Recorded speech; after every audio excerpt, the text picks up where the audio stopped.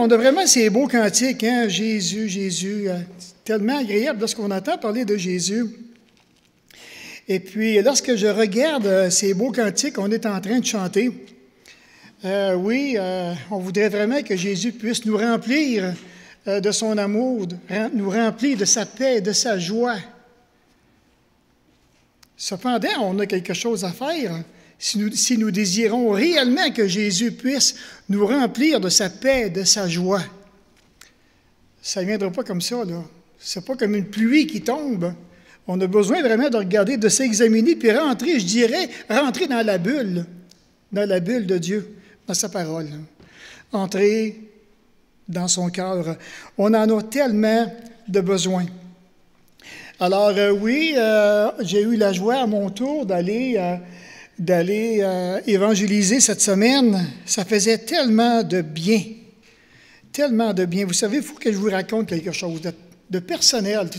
Lorsque j'ai été pour évangéliser, lorsque j'étais dans mon premier ministère à Chibougamau, j'ai eu la joie d'évangéliser énormément.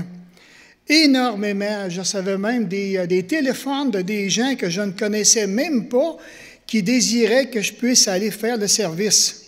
Alors, j'avais vraiment des belles opportunités de présenter l'Évangile. Mais un jour, je n'ai pas été sur mes gardes. Je n'ai pas été sur mes gardes. Parce que lorsque l'Évangile avance, il y en a un qui veut s'élever contre nous. Un puissant ennemi qui veut s'élever contre nous. Et puis, en allant vendredi, c'était à mon tour, ça a commencé vendredi, c'est ça. Vendredi, c'était à mon tour d'y aller. Puis, quand je suis arrivé là-bas, j'ai réalisé réellement qu'est-ce que l'ennemi, je vous dis vraiment l'ennemi sur le plan spirituel, qu'est-ce qu'il a fait dans ma vie, à ce niveau-là, au niveau de l'évangélisation.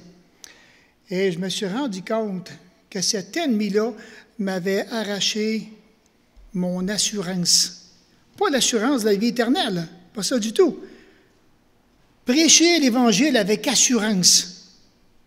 J'avais perdu cette assurance-là d'arriver puis de prêcher l'Évangile avec assurance. Je l'ai réalisé quand je suis arrivé là-bas. Je me dis, oh, ça ne marche pas comme je voudrais le penser. Ça m'a pris quelques minutes, je dis minutes, peut-être bien une demi-heure, peut-être bien 1 heure, avant que je puisse commencer à contacter les gens et leur présenter l'Évangile. Et je dis, Seigneur, ça fait tellement du bien de renouer cette assurance-là, de présenter l'Évangile. Autant je l'ai présenté avec audace. Et c'était, étant donné que mon ministère est souvent aussi auprès des gens dans l'Église, alors quand que tu parles de moins en moins de l'Évangile à des inconvertis, à un moment donné, tu payes cette assurance-là. Tu payes ce désir-là parce que je crois vraiment que l'ennemi peut attaquer là. Il va vraiment nous attaquer dans le but de perdre cette assurance-là d'annoncer le salut. Mais c'était tellement agréable. On a rencontré toutes sortes de personnes et je bénis le Seigneur pour tous les gens. Hein, beaucoup sont appelés. On avait beau leur dire, venez-vous-en, c'est gratuit, c'est gratuit. Wow, mais il y a une pogne là-dedans, ça. Non, il n'y en a pas de pogne. Viens-t'en, tu vas voir. Et c'était réjouissant de voir les frères, les sœurs qui étaient autour de moi. C'est vendredi. Ça parlait, mon ami, c'était tellement agréable d'entendre Jésus, Jésus, c'est gratuit, c'est Jésus qui a tout accompli. C'était vraiment, ça m'a vraiment réjoui le cœur personnellement. Puis que Dieu bénisse ceux qui sont là présentement en train justement d'expliquer ce salut qui est si merveilleux. Alors, ça va vraiment avec ce que j'étais en train de regarder dans Philippiens 3, donc les 3 premiers versets. Quand il dit au reste, mes frères, réjouissez-vous dans le Seigneur. Je ne me lasse point de vous écrire les mêmes choses, et pour vous cela est salutaire. Prenez garde aux chiens, prenez garde aux mauvais ouvriers, prenez garde aux faux circoncis, car les circoncis, c'est nous qui rendons à Dieu notre culte par l'Esprit de Dieu, qui nous glorifions en Jésus-Christ et qui ne mettons point notre confiance en la chair. Un passage vraiment, vraiment agréable. Alors, bien entendu que pour se réjouir, réjouissez-vous toujours, pas quelquefois, toujours dans le Seigneur. Mon ami, c'est tellement réjouissant lorsqu'on peut rencontrer des chrétiens et des chrétiennes et qu'on va partager maintenant qu'est-ce que le Seigneur est en train de faire dans nos vies personnelles. Alors pour cela, c'est bien entendu que j'ai besoin d'être un homme passionné, une femme passionnée de Dieu. Est-ce que vous êtes des hommes et des femmes passionnés de Dieu? Juste à penser que le salut vient de lui. À la pensée qu'il a tout préparé pour venir nous chercher. Tantôt, je m'en vais donner quelques petits exemples. Mais est-ce que vraiment je suis un passionné de Dieu quand je pense à la manière dont Dieu nous a présenté le salut sur un beau plateau d'or? C'est vraiment merveilleux.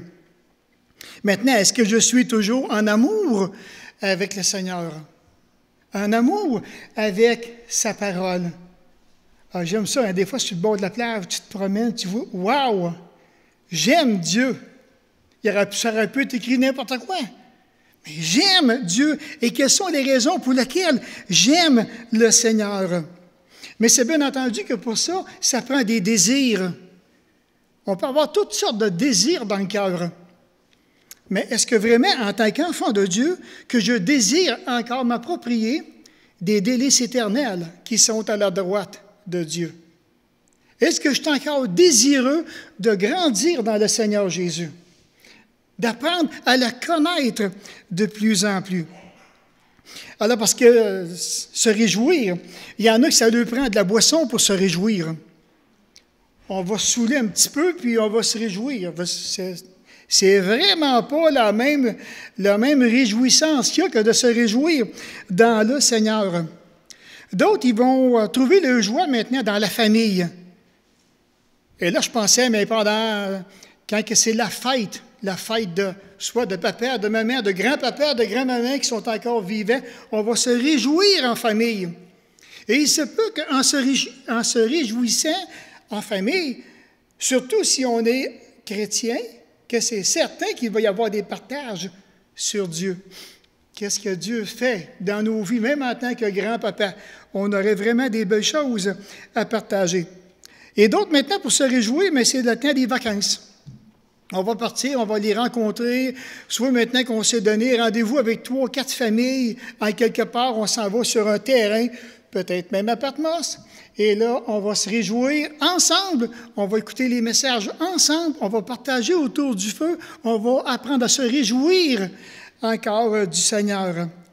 Et d'autres, mais c'est juste simplement des visites.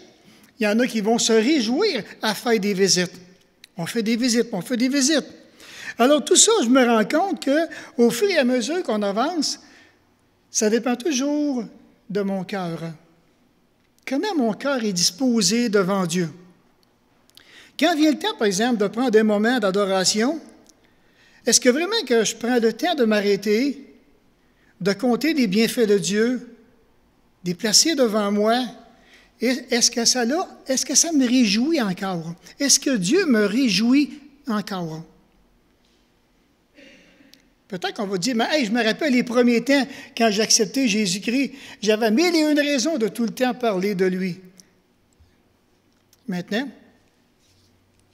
est-ce que je retrouve ces 1001 raisons encore de parler de Jésus, de me réjouir de lui, de qu'est-ce qu'il fait, que ce soit dans ma vie, que ce soit dans mon couple, que ce soit au niveau de ma famille, est-ce que je me réjouis dans le Seigneur de tout ce qu'il fait?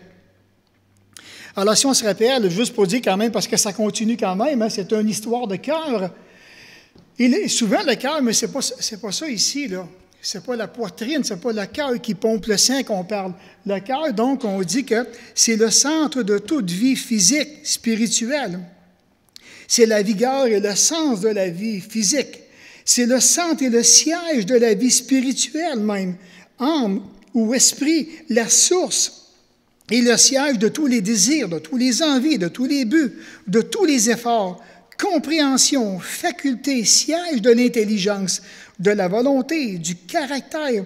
C'est le centre de l'âme, affectée et mise en mouvement dans un bon ou bien dans un mauvais sens. L'âme, c'est le siège des sensibilités, des affections, des émotions, des désirs, des appétits, des passions.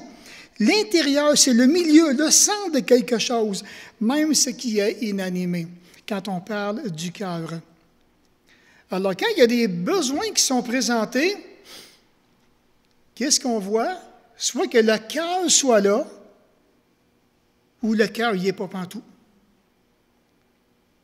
Comme je vous dirais ce matin, est-ce que votre cœur est avec moi dans la présentation ou bien il n'est pas là? Est-ce que votre cœur est là? Parce que Dieu regarde au cœur. Il regarde vraiment au cœur. Donc, il regarde le centre. Et j'avais donné comme illustration, bien, c'est rare qu'on voit une pomme de cette couleur-là. Peut-être qu'elle n'est pas prête. J'en ai aucune idée. Mais, comment? Oh, OK, c'est une pomme du lac Saint-Jean. Non, mais c'est une pomme truquée. Ben, c'est pourquoi? Mais c'est juste pour dire, elle a un cœur. Ce cœur-là, il n'est pas situé entre la fleur et la pomme. À quelle place qu'il est? Il est réellement au centre de la pomme. Alors, on pourrait prendre une pêche, une poire, un pruneau. Ils ont des cœurs. Et ça, maintenant, ça devrait... Pourtant, le cœur, je ne le vois pas du tout, du tout, du tout. Mais je suis convaincu qu'il y en a un. Je suis convaincu qu'il y en a un. Alors, tout pareil comme nous, on ne voit pas qu'est-ce qui se passe dans les cœurs, mais Dieu voit constamment le cœur. Et l'objectif du dernier message, c'était d'être des personnes remplies de la richesse de son héritage. Une Église qui est en communion avec son Seigneur est une Église en santé et en qualité spirituelle et riche en héritage de son amour les uns pour les autres. Et l'objectif, donc, réjouissez-vous toujours dans le Seigneur. Plus que je me réjouis dans le Seigneur, plus que j'apprends à le connaître, il va me partager de son héritage. Et cet héritage-là, il dit, je ne veux pas que tu la gardes pour toi. Il dit, partage l'héritage que je te donne avec les frères et les sœurs. Alors maintenant, dans le chapitre 3, alors pour commencer le chapitre 3, donc Paul il répète cet encouragement. Réjouissez-vous. Dans une autre version, j'ai bien aimé dans la Bible du Sommaire, il dit « de tout ce que le Seigneur est pour vous ». Il ne m'en coûte pas de me répéter en vous écrivant et pour vous, cela ne peut contribuer à votre sécurité. Vraiment intéressant. Réjouissez-vous de tout ce que le Seigneur est pour vous. Et le thème sécurité, dans une autre version, c'est pas les dit même, c'est salutaire, qui veut dire qu'il est une action favorable dans le domaine physique, santé, prospérité. Ça, c'est le petit Robert qui dit ça. Il dit, ou même moral, intellectuel. Regardez, le mot salutaire, c'est avantageux, c'est bienfaisant, c'est bon, c'est profitable, c'est utile. Au sens abstrait, donc, avis, conseil, salutaire. Et le contraire, c'est désastreux, fâcheux, funeste, mauvais, néfaste, pernicieux. Alors, si je n'ai pas cette relation-là avec le Seigneur Jésus, que je n'apprends pas à me réjouir de lui en tout temps de ce que le Seigneur est pour moi, ça peut devenir très désastreux dans ma vie. Désastreux, ennuyeux, funeste, échec et mat. Et là, on se demande, mais voyons, mais qu'est-ce qui ne va pas? Et de nos jours, en 2016, est-ce encore sécurisant que nous puissions nous réjouir dans le Seigneur de tout ce que le Seigneur est pour nous personnellement en 2016? Est-ce que vous pensez que c'est important? Ou bien maintenant, c'était juste pour les chrétiens de cette époque-là, que moi, maintenant, quand on m'a annoncé l'Évangile au début, là, je me disais, « Wow, on va parler de Jésus-Christ. » Je pensais que c'était juste ça. Mais je commençais à la vie chrétienne. Fait que si tout le monde se met ensemble, le monde entier va venir à Jésus-Christ, on va lui parler de Jésus. Mais quand que j'ai appris que j'avais une relation à maintenir avec lui, ça a tout changé. Ça a tout changé. Alors, je vous dirais, quand est-ce que c'est la dernière fois que vous vous êtes réellement réjouis de ce que Jésus est pour vous, personnellement? Quand est-ce que c'est? Ça remonte à quand? Il n'y a rien de plus sécurisant, frères et sœurs, que la présence de Jésus dans ma vie par son bon Saint-Esprit. J'en ai tellement de besoin. Et raison de plus, hein, on sait tous qu'on avance de plus en plus vers un chaos mondial, probablement, je ne sais pas quoi. On avance vers le retour de Jésus et j'en ai tellement de besoin. Alors, quand je prends les Écritures et que je commence à penser au témoignage de Jésus, ce qu'il nous a laissé, c'est extraordinaire ce qu'il nous a laissé. Quand je m'arrête à sa conduite, est-ce que vraiment ma conduite rejoint celle de Jésus-Christ dans les Écritures? Parce que j'ai vraiment cette invitation-là. Si je me réjouis en lui, je suis appelé à marcher dans sa conduite. Quand je regarde sa vie, une vie de consécration, une vie de prière, une vie d'abandon de lui-même. Il s'oublie lui-même. « Ah, Seigneur, non, pas ma volonté. » Est-ce qu'on pense que Jésus a dit ces paroles-là juste dans le jardin de Gethsémani? Moi, j'y crois pas. Ça a été tout au long de sa vie. Pas ma volonté, mais la tienne. J'ai à manger une nourriture que vous ne connaissez pas. Sa nourriture, c'était de faire la volonté de celui qui l'avait envoyé. Alors là, il y a une différence entre, je pense, chercher à combler un besoin ou bien maintenant chercher constamment la volonté de Dieu. On pourrait penser à sa mort. Quand je pense à la mort de Jésus-Christ, il y a les films qui nous donnent une représentation de ce que Jésus aurait pu subir à la croix. Mais toutes les fois que je regarde ces films-là, puis le film le plus vivant, c'est celui que je vois dans la parole, j'y reste jamais insensible. Ça vient me chercher. Ça a pris la mort d'un sauveur pour que je puisse être avec lui pour l'éternité. Mais bien entendu, que si je pense à sa mort, je pense aussi à sa résurrection. Pas de résurrection, on voit dans 1 Corinthiens 15, on le voit. Mais maintenant, le fait qu'il est ressuscité, c'est extraordinaire. J'ai eu la joie d'en parler justement, vendredi, un gars qui j'ai rencontré qui était vraiment incrédule. Ah non, il est mort, non, un petit peu, là. Et j'ai voulu, mais il dit, moi, je crois pas, j'ai pas la foi. Bon, on arrête là. Il n'a pas la foi. Il dit lui-même, je ne l'ai pas. Alors, mais c'est ça, mais la foi vient de ce qu'on entend vient de la parole. Et de voir que Jésus, maintenant, quelle place que je le retrouve dans les Écritures, il est assis à la droite de Dieu. Wow! Qu'est-ce qu'il fait là? Il se tourne les pouces. Il dort. Ou bien, il a la tête à côté sur l'épaule du Père, puis... Non, il n'est pas là. C'est pas ça qu'il fait. Qu'est-ce qu'il fait? Il prie. Il prie. Il intercède. Pour qui? Pour moi. Êtes-vous jaloux? Il intercède pour toi aussi. Il intercède. Il prie, il intercède. Et non seulement ça, il dit, je suis en train de préparer une place. Puis il dit, cette place-là, il dit, quand elle sera préparée, je vais aller te chercher. Je vais t'emmener afin que là où je suis, toi aussi, je veux que tu y sois, que tu sois avec moi. Tu m'appartiens. Tu es mon bijou, tu m'appartiens. Et ce qui est vraiment encourageant, c'est son retour prochain. On en parle, l'Écriture en parle depuis déjà 2000 ans. Mais vous savez qu'un jour, ça va arriver. Ça pourrait arriver dans notre génération à nous, que Jésus pourrait revenir. C'est extraordinaire. Ça donne tellement de la joie. Alors maintenant, qu'est-ce que je pense de lui lorsque, quand je regarde Jésus, que je suis dans des angoisses, que je suis tout excité ou bien émotionnellement brisé, j'ai besoin de quoi? La paix de Dieu qui surpasse toute intelligence gardera vos cœurs et vos pensées.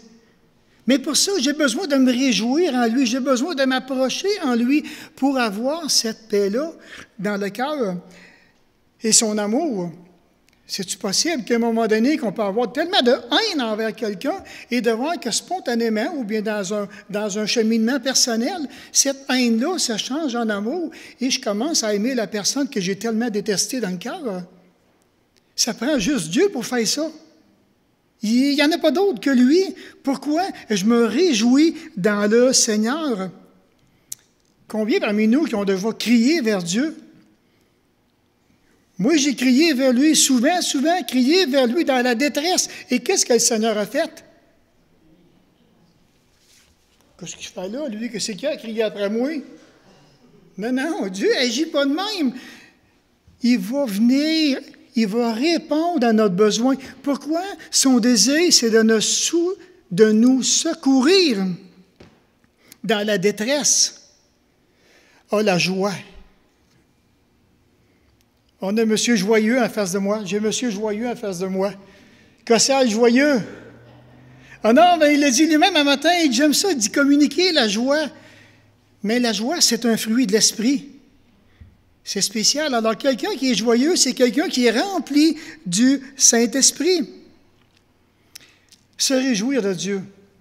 Alors, imaginez, quand on arrive à des places impossibles, puis où quelqu'un nous dit « Il faudrait vraiment que tu pardonnes à cette personne-là. » Pas le mot de n'importe quoi, mais non, il n'y en a pas question.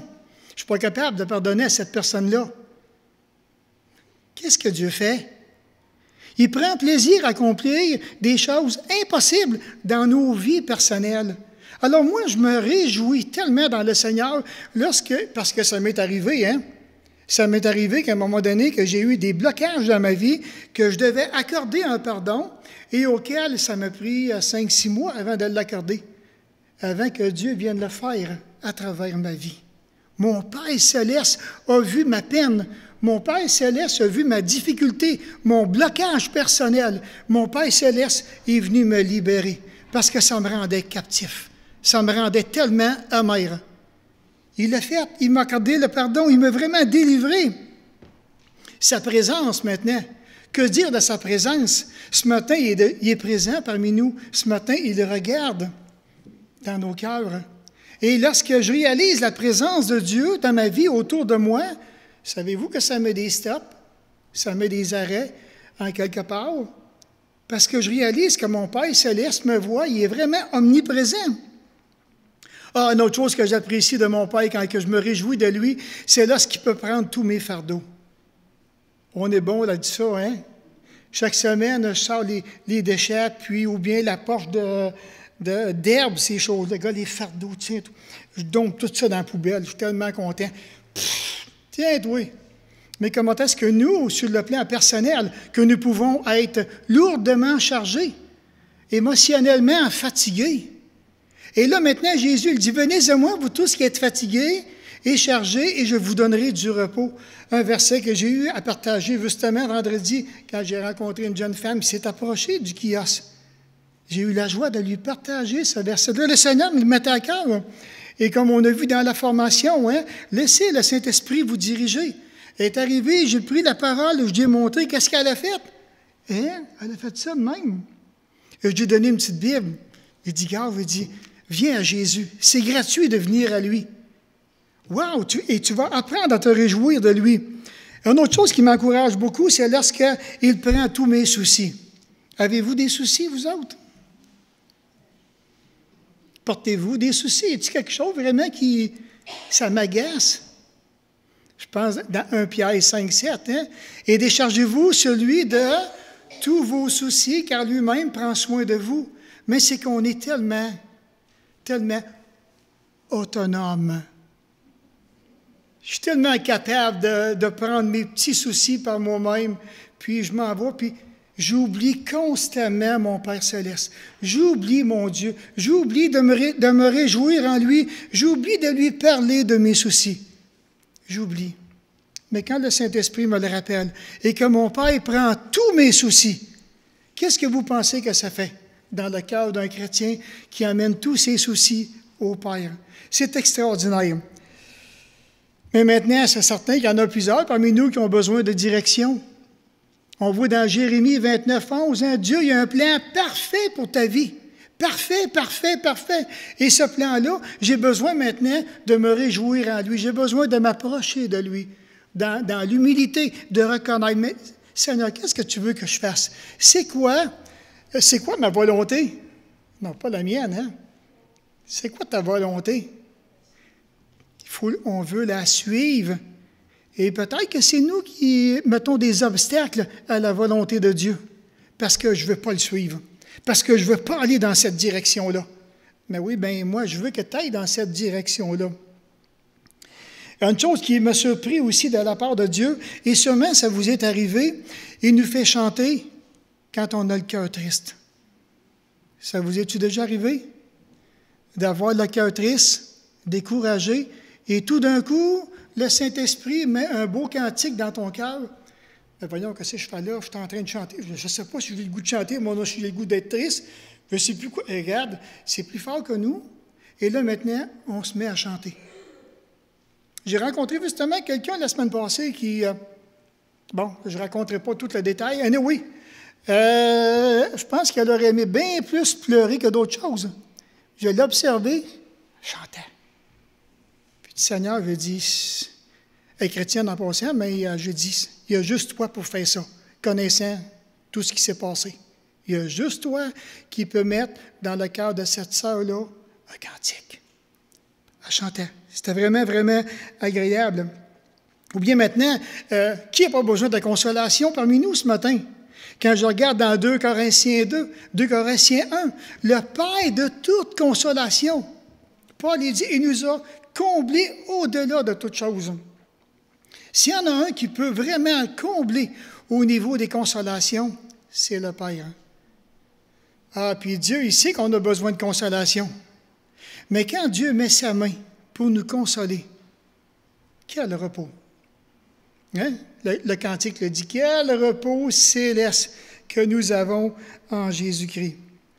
Ou bien maintenant, en autre chose, parce que quand on se réjouit de lui, on a des choses à dire concernant notre bon Père céleste. Et lorsqu'on vit maintenant des découragements, qu'on est en face de rien, absolument rien, et là on se demande, mais voyons donc, y a-t-il quelqu'un qui pourrait m'encourager? Ben ça, je n'irai pas là parce que je ne trouverai pas ce que je veux. Et là, je regarde partout. Regarde, il dit, viens me voir. Il dit, viens te réjouir en moi. Viens passer du temps avec moi.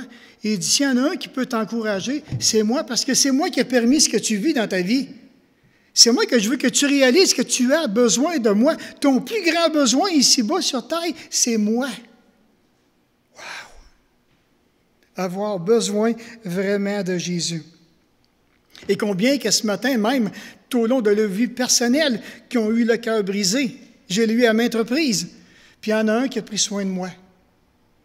Je me suis réjoui de lui, de tout ce que Jésus fait dans ma vie. Réjouissez-vous de lui, dans le Seigneur, les cœurs brisés. Ce matin, là, peut-être bien que je resterais bien surpris si le Saint-Esprit me montrait réellement tout ce qui se passe dans vos cœurs. Peut-être bien que je deviendrais bouche bée. Peut-être beaucoup de souffrance, puis c'est caché. S'il y en a un qui peut apporter cette consolation-là, c'est bien le Seigneur lui-même. Et non seulement ça, mais aussi, il délivre les captifs. Longtemps, j'ai été captif dans le cœur d'un paquet de choses, de blessures, de douleurs qui étaient là, que je ne savais pas comment me débarrasser de toutes ces douleurs-là. Je ne réalisais pas que les douleurs, des blessures que les gens m'avaient causées, comment est-ce que ça avait un impact direct dans ma vie personnelle et dans votre vie aussi. Alors, qui fait que quand on est captif, on est comme prisonnier. Peut-être pour ça que David a dit dans le psaume 142, « Seigneur, tire mon âme de sa prison. » Je suis un gars qui est prisonnier sur le plan spirituel. Donc, voyez-vous, il y a plusieurs avantages d'être en communion avec Dieu. Plusieurs avantages de vivre cette communion-là personnelle avec lui, de se réjouir avec le Seigneur. De temps en temps, je peux comprendre que ça fait du bien de se réjouir avec un frère, se réjouir avec une sœur. Pas de problème. Mais Jésus, il dit, viens te réjouir avec moi. Viens. Qu'est-ce que tu attends? Je te lance l'invitation. Viens te réjouir avec moi. Wow! C'est encourageant? Non? OK. Dans le fond, Jésus n'est-il pas le plus grand besoin de toute l'humanité? Tu sais, là, à l'expo, cette semaine-là, il y a des milliers de personnes qui passent. Puis ils passent, dont plusieurs passent à côté de Jésus. Passent à côté du message de l'Évangile. Quelle tristesse! Quelle tristesse! Alors certainement que ce matin, si on dirait qu'on prendrait le temps de chacun de nous autres, qu'on viendrait en avant, que vous nous diriez qu'est-ce que Jésus est pour vous, certainement qu'on entendrait des choses, le cœur déborderait. Puis peut-être qu'on serait triste quand il y aurait d'autres gens qui viendraient puis qui nous diraient, ben, je suis pas capable de parler, ou bien, c'est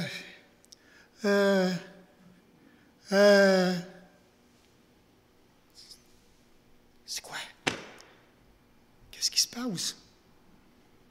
Qu'est-ce qui se passe? J'ai rien à dire de ma communion, comment que Dieu me réjouit. J'ai rien à dire. C'est zéro open bar.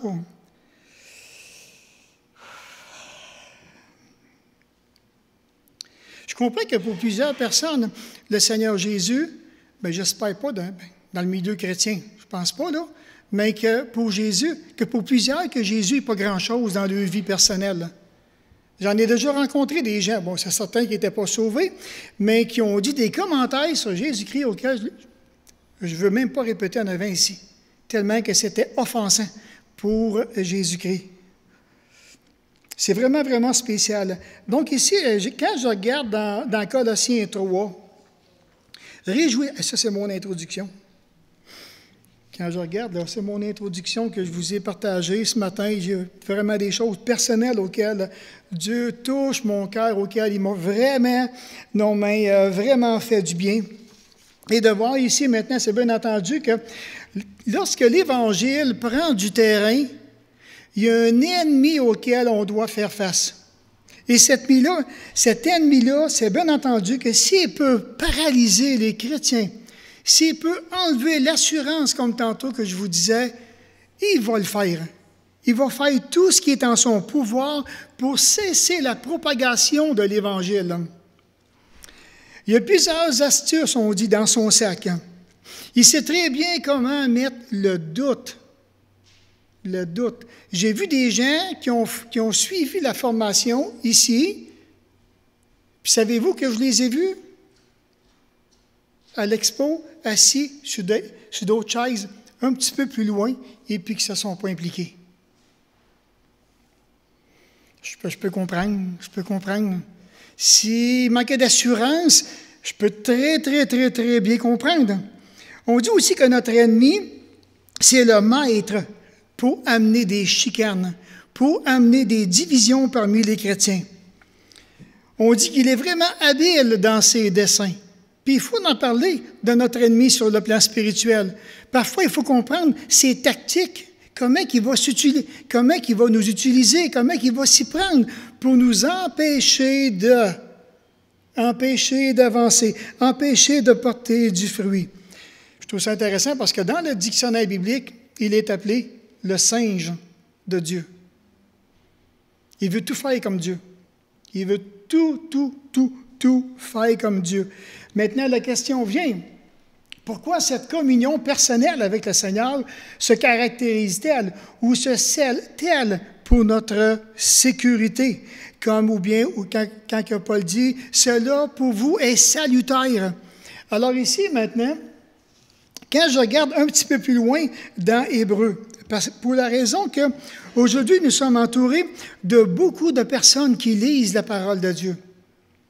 Beaucoup maintenant, puis on s'entend là-dessus, beaucoup auraient besoin de compréhension, auraient besoin d'ajustement, auraient besoin de revoir leur doctrine parce que c'est tellement croche. Puis il y a des choses qui sont tellement fausses. Et le résultat, c'est peut-être le pourquoi aujourd'hui qu'on voit des chrétiens qui ont de la difficulté à avancer dans leur vie chrétienne. On voit des chrétiens qui, même après tant d'années de vie chrétienne, qui n'ont pas cette maturité sur le plan spirituel. Et j'ai déjà vu des personnes tout contentes de dire, moi, ça fait 45 ans que je suis sauvé. Mais ça faisait 45 fois un an. Ils n'ont pas grandi. Ils ont resté juste je dirais, au salut. C'est la seule affaire qu'ils connaissent très bien, mais le restant, c'est vraiment du chinois. Alors, quand je regarde ce que l'auteur de l'Épître aux Hébreux nous dit dans Hébreux 5 et le verset 13 à 14, alors, quiconque en est au lait, n'a pas d'expérience de la parole de justice, car il est un enfant. Mais la nourriture solide est pour les hommes faits, pour ceux dont le jugement est exercé par l'usage à discerner ce qui est bien de ce qui est mal. Et combien qu'on a de la difficulté juste à ça, à discerner, à bien comprendre, mais c'est-tu bien ou bien c'est-tu mal? Puis Ésaïe lui-même, il dit, malheur à ceux qui vont confondre ça, qui vont appeler le bien mal, puis le mal bien. Aucun discernement, mais ça n'a pas de bon sens. Est-ce que maintenant, ce matin, je me vois comme un enfant devant ce verset-là? Ça reste possible que je n'ai pas, comme il dit, l'expérience de la parole? Ça reste possible. C'est juste des questions que je veux vous poser, que vous puissiez vous-même vous examiner à la lumière de ce passage-là. Puis, est-ce que je suis capable de bien discerner le bien du mal? Est-ce que je prends le temps vraiment de m'y arrêter? Alors ici, maintenant, quand on parle que c'est vraiment sécuritaire ou bien salutaire, on dit que leur communion personnelle était pour les chrétiens de Philippe comme un garde-fou, destiné à les protéger contre toute tentation de céder aux faux docteurs, les faux enseignants qu'il y avait à l'époque. Et de voir que si les chrétiens ne prenaient pas le temps de bien comprendre ce que les faux enseignants faisaient, ça pouvait les amener dans le légalisme. Et le légalisme, on peut en parler, je vais tomber dedans personnellement. Socialement, on dit modéré, qui pratique un respect absolu de la loi religieuse, de sa lettre, formaliste, qui respecte les formes. Je n'ai pas embarqué dedans, je vous dirais, à 100%, non. Parce que les chrétiens un peu plus vieux que moi, à l'époque, quand j'ai accepté Jésus-Christ, plusieurs étaient dans un légalisme vraiment serré. Puis je disais, non, ça n'a pas de bon sens, moi je ne veux pas rentrer là-dedans, ça ne marche pas pantoute. Mais j'ai eu un petit côté légaliste auquel j'ai vraiment pesé sur de l'île, qu'on dit là. Et aujourd'hui, maintenant, on est appelé à vivre vraiment notre liberté qui est en Jésus-Christ. Donc, tout change à partir du verset 2 et 3. Maintenant que Paul a parlé de cette invitation de se réjouir dans le Seigneur, de faire vraiment de Jésus tout le sujet de ta joie, là, maintenant, il vient en disant, prenez garde. Prenez garde. Et là, je me suis dit, même à la télévision, si on écoute les nouvelles, on est encouragé à prendre garde, nous autres aussi, sur une race de chiens. C'est vrai ou c'est pas vrai? Une race de chiens. Laquelle? Les pitbulls. De prendre garde aux fichus de pitbulls, parce que là, maintenant, plus que ça va, on voit qu'ils veulent les éliminer. Parce que même, j'avais déjà entendu, il y a plusieurs années, qu'ils disaient que les pitbulls, que c'était des chiens qui étaient possédés du diable. J'ai vu sur Facebook une chicane de pitbull avec un berger allemand. C'est fou. Je vous le dis, là, c'est fou. Quand vous dites que les gens avaient des bâtons qui fessaient sur le pitbull, il n'a pas lâché. Il a fallu qu'il y en ait qui viennent puis tirer les deux pattes du pitbull pour le lever dans les airs. Là, il a lâché.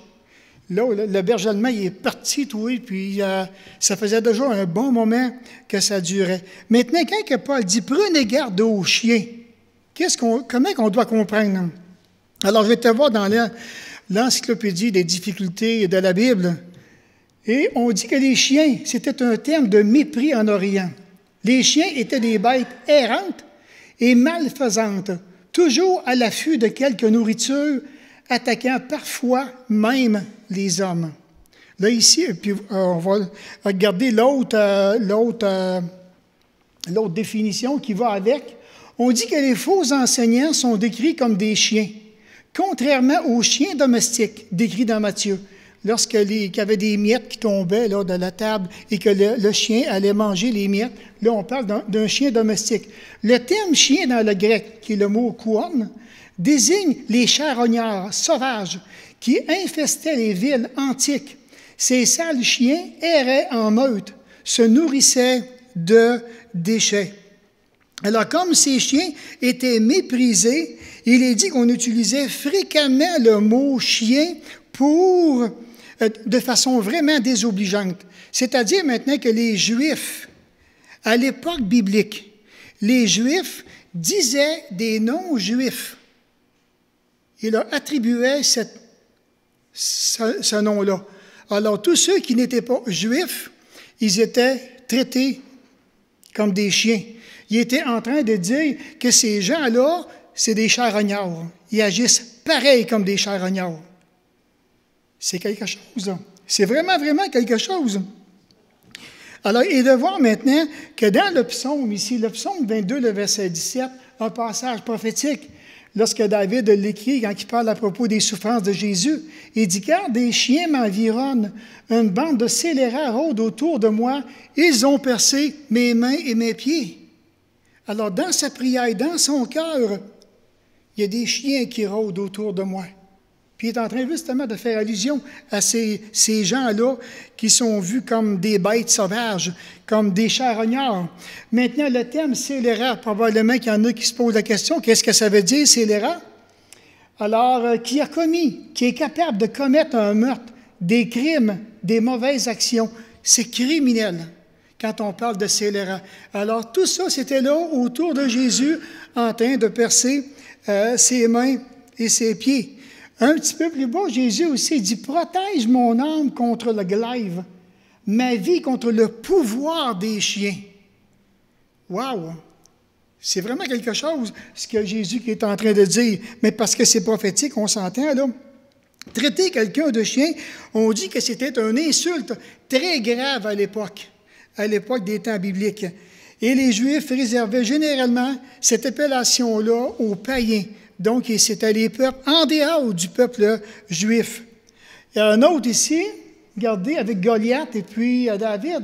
Si nous prenons l'histoire de David et de Goliath, lorsque Goliath se présente devant lui, qu'est-ce qu'il dit? « Suis-je un chien pour que tu viennes à moi avec des bâtons? » Et après l'avoir maudit par ses dieux, il ajoutait « Viens vers moi, je te donnerai ta chair aux oiseaux du ciel et aux bêtes des champs. » Et de voir qu'à travers l'histoire de Goliath, un homme quand même assez grand. Alors imaginez le bureau ici, que je monterai dessus. Alors, la hauteur du bureau plus ma grandeur, c'est à peu près la grandeur de Goliath. J'avais déjà fait une petite étude dessus qui disait qu'il mesurait tant de coudées, donc de là à là, environ 18 pouces, et ça donnerait à peu près approximatif, OK? On ne s'astine pas. 9 pieds, 6 pouces. Ça fait que pour Goliath, un homme de 9 pieds, 6 pouces, puis il va être bien quelqu'un qui vient de 5 pieds, peut-être 5 pieds et demi. Ah, il y a déjà 4 pieds de plus, là. Ça fait, viens-t'en, mon petit jeune, m'en va t'arranger la face. Il me semble, bien, c'est Goliath qui s'est fait arranger la face. Mais c'est pour vous dire pareil. Et un petit peu plus loin, donc, Goliath qui est fort, un homme qui est capable, un homme qui est habitué à la violence, un homme qui se laisse intimider par personne à cause de sa grandeur, de son pouvoir, a reçu vraiment un cadeau divin en pleine face. Donc ici, dans le contexte, Paul va retourner maintenant cette pensée-là contre ceux qui voudraient judaïser le christianisme. Et de voir, parce que les judaïsants, eux autres, qui disaient que ça prenait vraiment la circoncision dans la chair pour être sauvé. Et c'est pas ça que Paul dit. Regardez ce qu'il dit. Alors, pourquoi... Bon, attendez un peu, je pense que j'en ai... bon, OK, un autre exemple, je vais revenir tantôt. Alors, ici, maintenant, c'est Élisée avec comment il s'appelle, donc, Azaël. Alors, pourquoi mon Seigneur pleure-t-il? Et Élisée répondit, parce que je sais le mal que tu feras aux enfants d'Israël. Tu mettras le feu à leurs villes fortes, tu tueras avec l'épée leurs jeunes gens, tu écraseras les petits enfants. J'en ai des petits-enfants, puis il ne faudra pas y toucher, là, parce qu'elle m'en va me lever. Ça ne sera pas trop long, hein? Après ça, il dit, tu fendras le ventre des femmes enceintes. Azaël répondit, mais qu'est-ce ton serviteur, ce chien? Il a vraiment bien dit. Il a vraiment répondu. Il dit, pour faire de si grandes choses. Et Élisée dit, l'Éternel m'a révélé que tu seras roi de Syrie. Et c'est ce que tu vas faire. C'est ce que tu vas faire.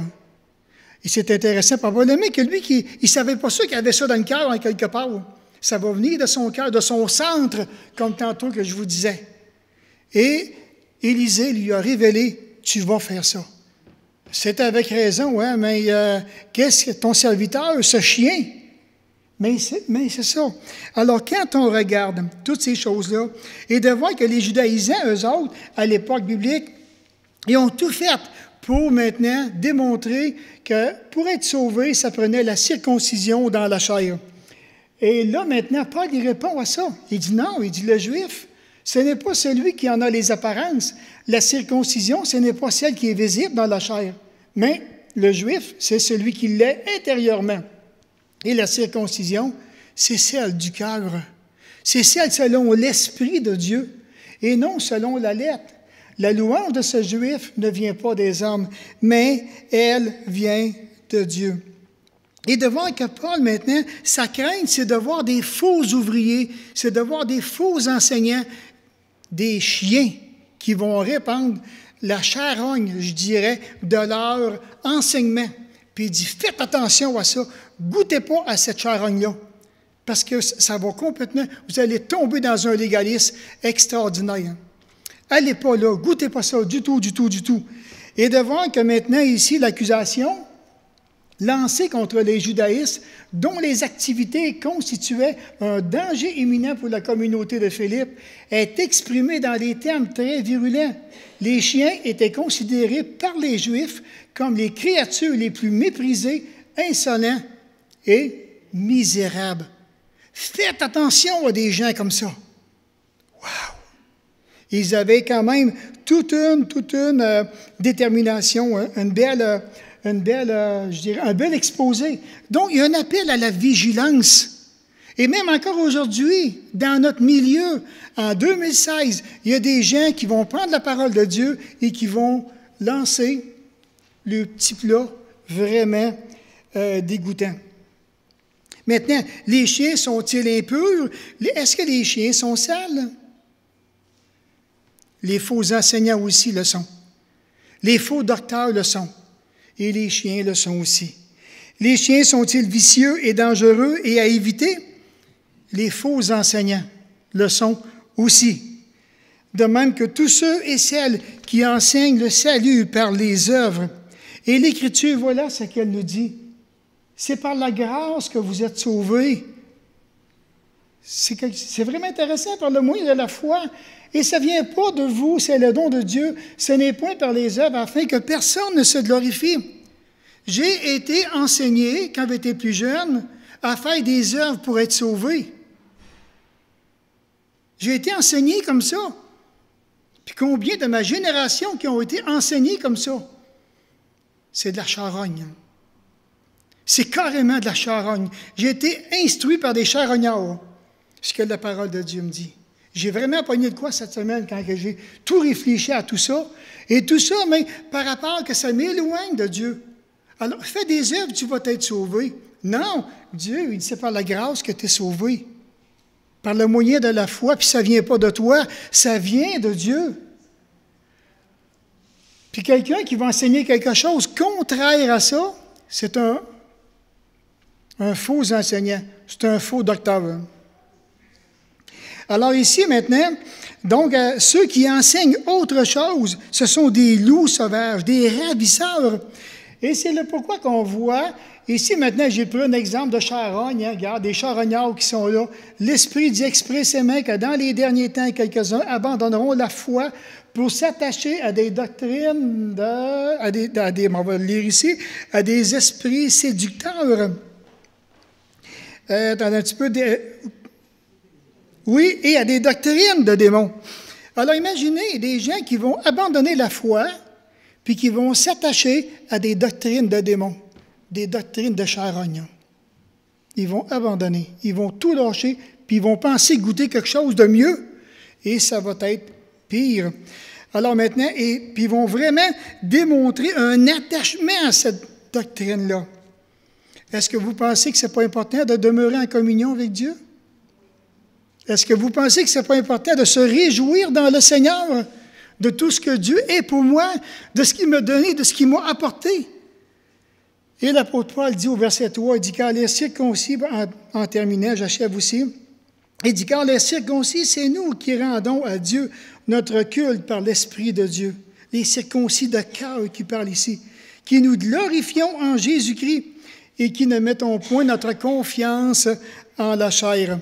Dans Romains 2, le verset 17, il dit « Eh bien, toi qui te donnes le nom de Juif, tu te reposes sur la loi, tu te vantes d'appartenir à Dieu. » Oui, c'est vrai.